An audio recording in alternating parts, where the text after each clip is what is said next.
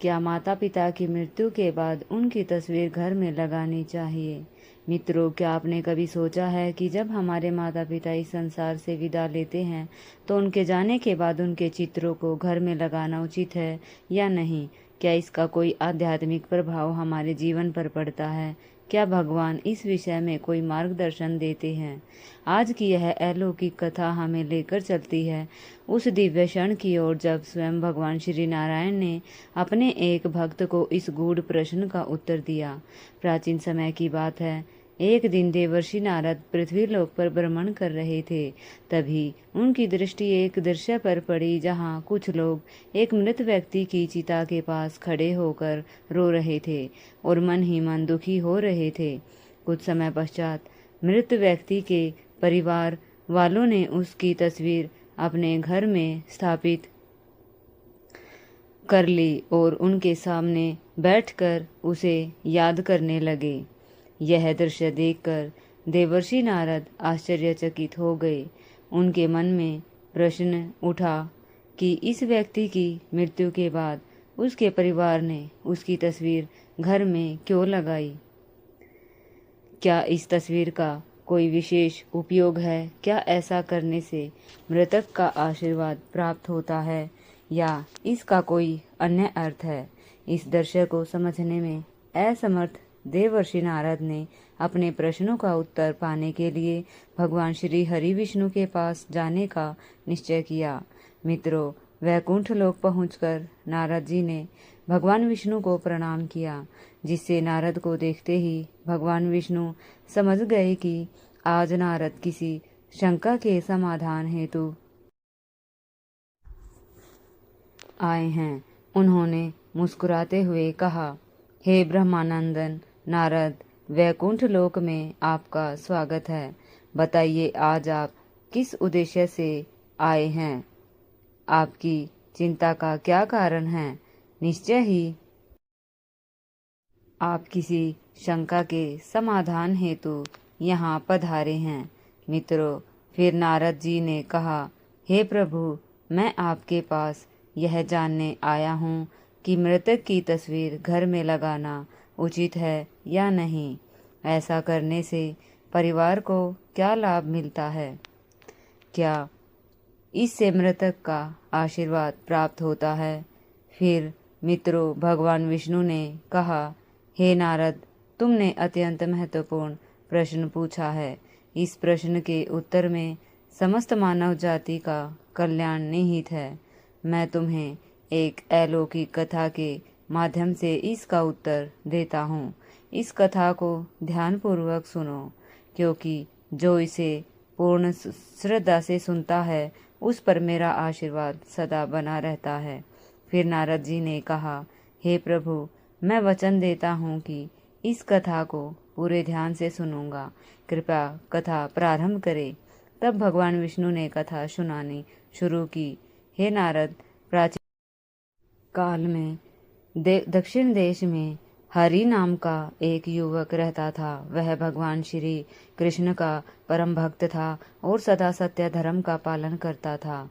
वह अपने माता पिता की सेवा में तत्पर रहता था। उसकी पत्नी साधना भी एक चरित्रवान और धर्मपरायण स्त्री थी। श्याम सुंदर अत्यंत परिश्रमी था। वह दिन भर मेहनत करता और कमाई से अपने परिवार का पालन पोषण करता और वह अपने माता पिता से असीम प्रेम करता था। परंतु एक दिन अचानक उसके माता पिता का देहांत हो गया, जिससे श्याम सुंदर इस दुख से अत्यंत व्यथित हो गया। अंतिम संस्कार के पश्चात उसने घर के पूजा स्थल में अपने माता पिता की बड़ी तस्वीरें स्थापित करवाई और प्रतिदिन उनकी पूजा करने लगा। उसका जीवन अब माता पिता की स्मृति में बीतने लगा। मित्रों, फिर कुछ सप्ताह बीतने के बाद उसके जीवन में विचित्र घटनाएं होने लगी। घर में मानसिक अशांति बढ़ने लगी। पत्नी साधना से झगड़े होने लगे और उसे स्वप्नों में अजीब अजीब दृश्य दिखाई देने लगे। हरि का मन पूरी तरह विचलित हो गया और एक दिन वह गंगा किनारे बैठकर रोने लगा। वहाँ पास ही एक श्री कृष्ण मंदिर था। वह मंदिर में गया, हाथ जोड़कर भगवान श्री कृष्ण से कहा, प्रार्थना करने लगा, हे मुरलीधर, कृपया मेरा मार्गदर्शन करे। मैं अपने माता पिता की तस्वीर लगाकर उनकी श्रद्धांजलि दे रहा हूँ, फिर भी मेरे जीवन में अशांति क्यों है? हरि की सच्ची भक्ति से प्रसन्न होकर उसी क्षण एक दिव्य प्रकाश प्रकट हुआ। चारों ओर सुगंध फैल गई और स्वयं भगवान श्री कृष्ण प्रकट हुए। उनकी आंखों में करुणा और वाणी में शांति थी। हरि उन्हें देखकर स्तब्ध रह गया और हिम्मत जुटाकर उनसे कहा, हे प्रभु, आपके दर्शन से मेरा जीवन धन्य हो गया, किंतु मेरे जीवन में आ रहे कष्टों का निवारण क्या है, जबकि मैं प्रतिदिन अपने माता पिता की तस्वीर की पूजा करता हूँ। फिर भगवान श्री कहा, हे हरि, तुम्हारी भक्ति और प्रेम में संदेह महान है। तुम्हारे हृदय में अपने माता पिता के लिए अपार स्नेह है, किंतु जाने अनजाने में तुमने जो किया वह आत्माओं को बंधन में डालता है और तुम्हारे जीवन में भी दुख का कारण बनता है। जब कोई प्रियजन, विशेषकर माता पिता, इस संसार से जाते हैं तो उनकी स्मृति और सम्मान करना उचित है, परंतु इसके कुछ नियम और सीमाएं हैं जो प्रत्येक मनुष्य को जानना आवश्यक है। हे हरि, मैं तुम्हें 5 दिव्य बातें बताता हूँ जो प्रत्येक मनुष्य के लिए महत्वपूर्ण हैं।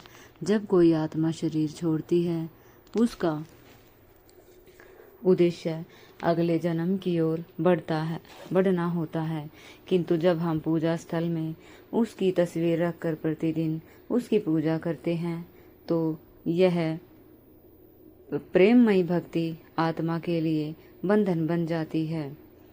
वह आत्मा जो आगे बढ़ना चाहती है, हमारे प्रेम के कारण रुक जाती है। भक्ति दिखाओ, पर उन्हें प्रेम में मुक्त करो, उन्हें बंधन में ना बांधो, उनके लिए प्रार्थना करो, आशीर्वाद देकर विदा कर। सच्चा प्रेम वही है जो आत्मा की मुक्ति चाहता है, ना कि उसे मोह में बांधता है। मित्रों, भगवान श्री कृष्ण ने आगे कहा, प्रत्येक गृहस्थ को यह समझना आवश्यक है कि पूजा स्थल जहाँ ईश्वर की ऊर्जा निवास करती है, जहाँ मंत्रों की ध्वनि गूंजती है, वहाँ मृतकों की तस्वीरें नहीं रखी जाती। वह स्थान आत्मा की मुक्ति का केंद्र है, ना कि बंधन का। जब हम पूर्वजों की तस्वीरें अपने उसी स्थान पर रखते हैं जहाँ हम ईश्वर का आह्वान करते हैं, तो 2 भिन्न भिन्न शक्तियाँ एकत्रित हो जाती हैं, जिससे आत्मा उलझती है और गृहस्थ जीवन की शांति भंग होती है। ईश्वर का स्थान आत्मा की मुक्ति के लिए है और पूर्वजों का स्थान स्मरण और श्रद्धा के लिए। दोनों को अलग अलग रखना होगा। यदि तुम्हें अपने माता पिता की तस्वीर घर में रखनी है तो वह स्थान पूजा स्थल से भिन्न हो, जहाँ केवल ईश्वर की भक्ति का वास हो, जो मोक्ष का मार्ग दिखाए।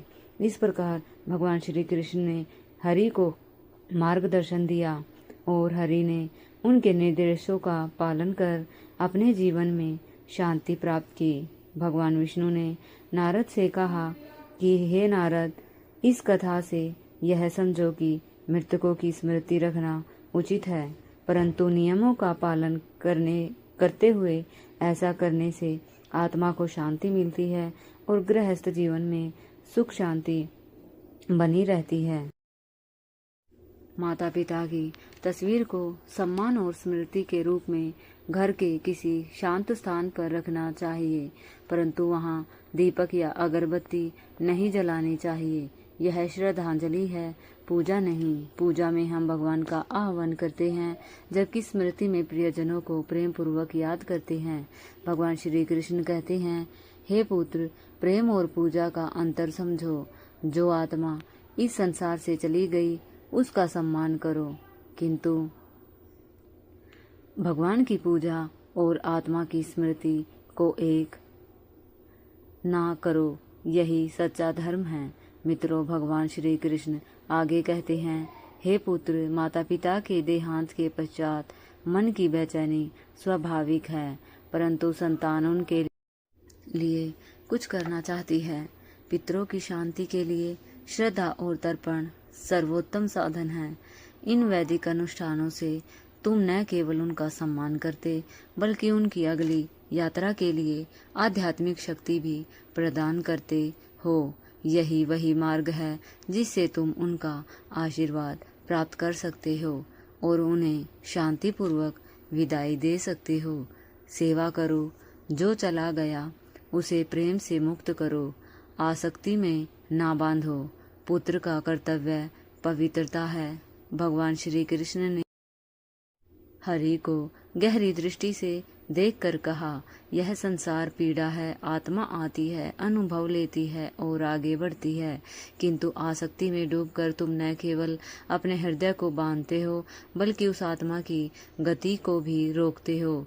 आसक्ति बंधन है, प्रेम मुक्ति है। जो चला गया उसके नाम पर अच्छे कर्म करो। गरीबों की सेवा, भूखों को भोजन, वृक्षारोपण, यह कर्म तुम्हारे माता पिता के आशीर्वाद बनकर तुम्हारे जीवन में लौटेंगे। प्रेम को कर्म में बदलो, यही सच्ची श्रद्धांजलि है। तुम्हारे कर्म उनकी आत्मा की मधुर स्मृति बनेंगे, जो उन्हें और तुम्हें सुख देंगे। मित्रों, फिर श्री कृष्ण ने हरि को आशीर्वाद देते हुए कहा, तुम्हारे माता पिता ने तुम्हें असीम प्रेम दिया, अपना जीवन तुम्हारे लिए समर्पित किया। अब तुम्हारा प्रेम उन्हें बंधन नहीं, मुक्ति का साधन बने घर में सुख शांति के लिए उन आत्माओं को शांति दो जो अभी संसार में नहीं है। श्रद्धा आवश्यक है, पर उसे संयम और ज्ञान से जोड़ो। हिंदू धर्म में मृत परिजनों की ओर तस्वीर लगाना गहरी आध्यात्मिक और सांस्कृतिक परंपरा है। उसका उद्देश्य श्रद्धांजलि और सम्मान है, जिससे परिवार उनकी शिक्षा और मूल्यों को जीवित रखता है। यह परंपरा पितरन की भावना को दर्शाती है, क्योंकि माना जाता है कि पूर्वजों का आशीर्वाद हमें मार्गदर्शन देता है। तस्वीरें घर में शांतिपूर्ण और आध्यात्मिक वातावरण बनाए रखती है, साथ ही भावनात्मक सहारा प्रदान करती है। श्री कृष्ण ने अंत में कहा, यह तस्वीर भले ही साधारण प्रतीत हो, पर इसके पीछे एक अदृश्य शक्ति, एक आत्मा का आशीर्वाद है, जो कहती है, बेटा मैं यही हूँ। हरि ने भगवान की शिक्षा को हृदयंगम किया और भगवान श्री कृष्ण अंतर्ध्यान हो गए। मित्रों, आगे भगवान श्री विष्णु देवर्षि नारद से कहते हैं, हरि ने अपने माता पिता की तस्वीर पूजा स्थल से अलग शांत स्थान पर रखी, जहाँ केवल स्मरण था, पूजा व नहीं। वह प्रतिवर्ष दातार्पण और गरीबों की सेवा करता रहा। धीरे धीरे उसके घर में सुख शांति लौटी, नकारात्मक ऊर्जा समाप्त हुई, मानसिक अशांति दूर हुई। उसकी पत्नी साधना से झगड़े बंद हुए और भगवान श्री कृष्ण की कृपा से उसका मन शांत हुआ। जब प्रेम आसक्ति से ऊपर उठता है, वह मुक्ति बन जाता है। जब विश्वास ज्ञान से जुड़ता है, जीवन में शांति लौट आती है। मित्रों, नारद जी बोले, हे प्रभु, मृत परिजनों की तस्वीर रखने का रहस्य मैं समझ गया, किंतु मृत्यु के पश्चात पूर्व जन्म का रहस्य भी बताइए। क्या आत्मा को पुनः मानव जन्म मिलता है या अन्य योनियों में जन्म होता है? तब श्री विष्णु बोले, हे नारद, मृत्यु के बाद आत्मा का नए शरीर में प्रवेश पुनर्जन्म कहलाता है। यह कर्मों, इच्छाओं और आध्यात्मिक प्रकृति पर निर्भर करता है। हिंदू धर्म में आत्मा अमर है, शरीर केवल अस्थायी वस्त्र है। मृत्यु पर शरीर नष्ट होता है, आत्मा नहीं। आत्मा अपने कर्मों के आधार पर अगली यात्रा पर निकलती है। यह यात्रा 3 चरणों में होती है। प्रथम, मृत्यु के पश्चात आत्मा प्रेत योनि में प्रवेश करती है, जहां उसे शरीर छूटने का भान नहीं होता। फिर यमराज के दूत उसे यमलोक ले जाते हैं, जहां चित्रगुप्त कर्मों का लेखा जोखा प्रस्तुत करते हैं। यमराज अन्याय करते हुए कहते हैं, पुण्य अधिक हो तो स्वर्ग, पाप अधिक हो तो नरक या निम्न योनियां, और यदि पुण्य पाप समान हो तो मनुष्य योनि मिलती है, ताकि आत्मा अधूरे पूरे कर्म पूरे कर सके। पूर्व जन्म जटिल प्रक्रिया है। गरुड़ पुराण के अनुसार आत्मा को पशु, पक्षी, कीट, जलचर, मानव आदि 16 योनियों में से गुजरना पड़ता है, जो कर्मों पर निर्भर करता है। पिछला छल पाप करने से हिंसा छल पाप करने वाले निम्न योनियों में और सेवा भक्ति धर्म पालन करने वाले उच्च योनियों या मनुष्य जन्म में जाते हैं। भागवत पुराण और उपनिषद भी यही कहते हैं। जन्म मृत्यु का चक्र तब तक चलता है जब तक आत्मा मोक्ष न पा ले। मोक्ष पर आत्मा जन्म मरण के बंधन से मुक्त होकर परमात्मा में लीन हो जाती है।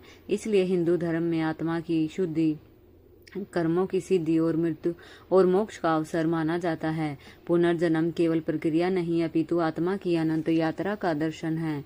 मित्रों, भगवान श्री हरि विष्णु जी देवर्षि नारद से कहते हैं, हे नारद, कर्म 3 प्रकार के होते हैं।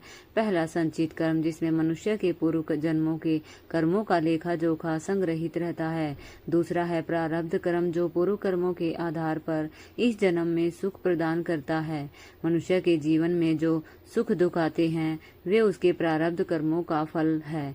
तीसरा क्रियामाण कर्म, जो इस जन्म में किए गए कर्म हैं और मनुष्य का पूर्व जन्म इन्हीं पर निर्भर करता है। फिर भगवान श्री विष्णु का आगे कहते हैं, जो मनुष्य अच्छे कर्म करता है, जैसे दान धर्म सेवा भक्ति और सत्य बोलना, उसका पूर्व जन्म देव योनि अर्थात सभ्य और श्रेष्ठ परिवार में होता है। किंतु जो व्यक्ति अधर्म पाप हत्या छल कपट हिंसा लोभ जैसे बुरे कर्म करता है, उसका पूर्व जन्म नीच योनि में होता है, जैसे पशु कीट या राक्षस आदि। यदि कोई अत्यंत पुण्य कर्म करता है तो उसे मृत्यु के पश्चात स्वर्ग की प्राप्ति होती है। यदि कोई भारी पाप करता है तो मेरे आदेशानुसार उसे नरक में कठोर दंड भोगना पड़ता है और नरक की यातनाएं सहनी पड़ती है। मित्रों, भगवान विष्णु जी आगे कहते हैं, हे नारद, मृत्यु का दूसरा कारण व्यक्ति की मानसिक स्थिति है। तीनों लोकों के स्वामी भगवान शिव कहते हैं कि मृत्यु के समय व्यक्ति जिस भावना में होता है उसी के अनुसार उसका अगला जन्म निर्धारित होता है। यदि मृत्यु के समय भगवान का स्मरण करते हुए प्राण त्यागता है तो उसे नरक की यातनाओं से मुक्ति मिलती है। किंतु यदि वह सांसारिक कामनाओं में क्रोध मोह या वासनाओं में डूबा रहता है तो उसका पुनर्जन्म उन भावनाओं के अनुसार होता है। भगवान विष्णु जी कहते हैं, हे देव ऋषि नारद, मुझे विश्वास है कि अब तुम्हारे सभी प्रश्नों के उत्तर मिल गए होंगे। तब देवर्षि नारद जी कहते हैं, प्रभु, आपके मुख से यह ज्ञान प्राप्त कर मैं धन्य हो गया। अब मैं इसे 3 लोकों में प्रचारित करूंगा। यह कहकर नारद जी ने भगवान विष्णु को प्रणाम किया और पुनः भ्रमण के लिए चले गए। मित्रों, इस कथा से हमें शिक्षा मिलती है कि माता पिता को बंधन में नहीं बल्कि मुक्ति देनी चाहिए। पूजा स्थल पर केवल भगवान का चित्र होना चाहिए। यदि मृतक का चित्र लगाना है तो उसे पूजा का केंद्र नहीं बनाना चाहिए। उनके नाम पर श्रद्धा तर्पण और सेवा करनी चाहिए। यही सच्ची श्रद्धांजलि है। उन्हें आसक्ति से नहीं बल्कि प्रेम और समर्पण से विदा करना चाहिए। यही सच्चे पुत्र का कर्तव्य है। भगवान श्री राम हमें यही शिक्षा देते हैं कि प्रेम को कभी मोह का केंद्र नहीं बनाना चाहिए। जो इस संसार से चला गया है उसे अपने आंसुओं से न बांधे बल्कि आशीर्वाद और शुभकामनाओं से मुक्त करे। आत्मा का अंतिम लक्ष्य परमात्मा की ओर यात्रा करना है और सच्चा प्रेम वही है जो इस यात्रा में बाधा न डाले बल्कि मार्ग दिखाए। उम्मीद है कि यह वीडियो और इसकी व्याख्या आपके दिल को छू गई होगी। अगर आपको यह वीडियो पसंद आई हो तो इसे लाइक और कमेंट करें और हमारे चैनल को सब्सक्राइब करना न भूलें। आपसे फिर जल्द मुलाकात होगी किसी और वीडियो में। धन्यवाद।